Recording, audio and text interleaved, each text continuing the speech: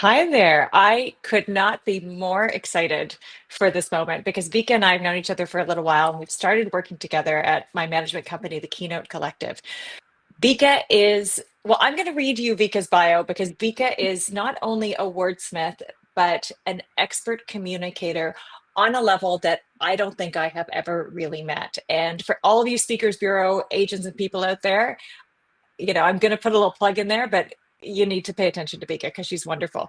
But I really love that this is following on Mark's presentation about Mark talking about his career and the theater, because I think there are so many different dovetails here that we can go on. But without further ado, Vika, and I'm sure we'll talk about that a little bit, but let me read you Vika's bio because she wrote it so beautifully. So, Vika Victoria is a linguistic intelligence expert who transforms how leaders communicate in the age of infinite distraction. She is a true global citizen. She is born in the Ukraine, raised in America, and residing in Portugal, and brings a unique global perspective to decoding. And this is really key. And we want to talk about this a little bit more, to decoding the invisible silence and secrets of meaningful communication and unforgettable influence.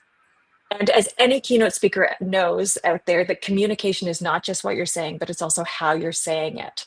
And a really big part of this, I think what happened during COVID as someone in the bureau space is that we kind of forgot to see this kind of on-stage persona. We want to know more about people and we want to know their authenticity. So Vika, this is a key part of who you are and how you show up. So I'm really interested, given your 15 years as an advertising executive, what was the brave new story that got you to shift your focus and understand that there was a need for what you were doing and how you were doing it? Yeah, it's such a great question and great jump off point. It started when I was in advertising and I was using the power of story all those years to close multi-million dollar deals. And one of my clients one day said, "Yo, Vika, you should do the moth." I was like, "What's the moth?" And he said, "Oh, it's like one of the coolest, most prestigious storytelling competitions." And I thought, there's no way that I'll ever get on stage in front of 300 people. He said, "You tell us great stories about backpacking Cambodia and your mother's Ukrainian accent." I'm like, "Yeah, to a dozen Fortune 500 executives at a time."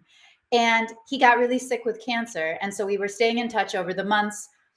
I broke up with my boyfriend. We were both really heartbroken. And in one of the check ins, he said, "So, did you ever do the moth?" And I felt so guilty that I went out that night and I experienced what is nothing short of a holy religious experience of humanity. 300 strangers holding space for 10 people to tell a true story for 5 minutes.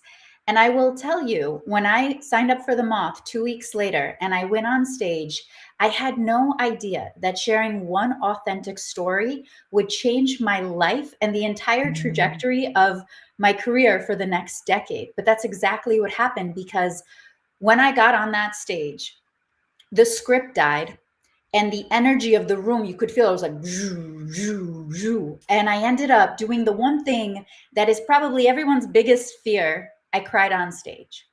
And when I got Wow. off stage, a grown man hugged me and he said, "What you said today hit me in my bones." And then a group Mm. of girls also ran up to me and they said, "You had us laughing, you had us crying. We've been through what you've been through." And it hit me that, oh, there's a universality in my story. I thought I was the only one. And that was the first moment where a brave new story emerged, that my story matters. And a whole career opened up because someone found me on YouTube with that moth link and asked me to speak at an event in Costa Rica. And that has never ended. And so I feel tremendously lucky to have found this because somebody believed in my story and my voice.